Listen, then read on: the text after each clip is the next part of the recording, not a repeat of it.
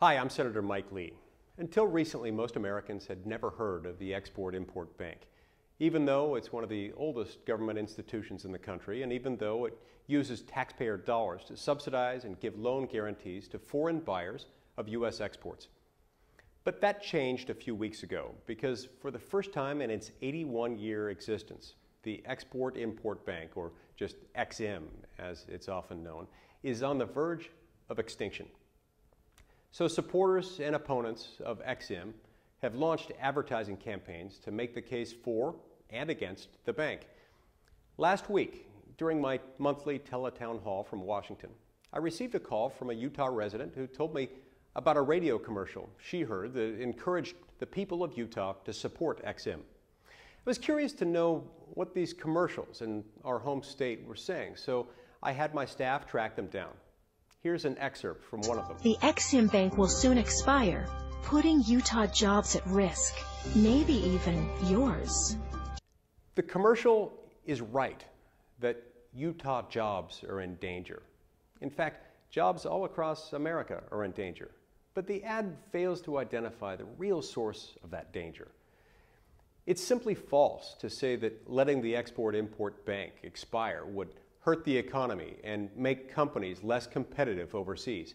In fact, the opposite is true. Let me explain why. There are two fundamental problems with the Export-Import Bank and other government programs like it. First, EXIM is a perfect example of how government programs that foster cozy relationships between political and economic insiders are the breeding ground of cronyism and corruption. Indeed, the bank is currently the subject of 31 corruption and fraud investigations, and a former employee was recently found guilty of accepting bribes on 19 different occasions. But aside from its ethical problems, EXIM is bad for American jobs and bad for the economy. For every dollar EXIM spends to help one U.S. company sell its products overseas, it takes away a dollar from all the other U.S. companies trying to export their products without the help of EXIM. This is a classic case of government picking winners and losers in the marketplace, which always produces more losers than it does winners.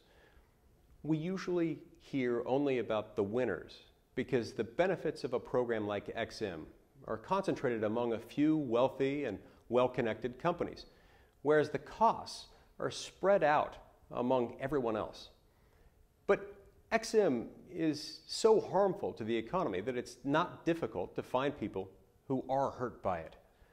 In fact, during my March teletown hall, I received a call from a Delta pilot who knew firsthand how EXIM puts American jobs in danger. The biggest beneficiary of EXIM is Boeing, which receives roughly 1/3 of the bank's financing each year. This is very good for Boeing, and it's good for the foreign airlines that buy Boeing's airplanes overseas. But it's bad for companies like Delta that compete with those foreign airlines. Take a look at what this pilot had to say. Yes, sir, I am. Senator Lee, I wanted to thank you, first of all, before I ask a question about your position on the Import-Export Bank. I'm a pilot with Delta in our state, and we have opposed what they're doing there, as well as our union and many other constituencies, because we're getting our clocks cleaned by the UAE and Emirates and so on due to the Import-Export Bank. So I wanted to thank you for your position on that. There are many things Congress can do to help American businesses and their employees, but renewing the Export-Import Bank's charter is not one of them. That's why I'm working with my colleagues in Congress to make sure that 2015 is the year we finally retire EXIM and begin to put the federal government back on the side of working families that Washington's broken status quo is leaving behind.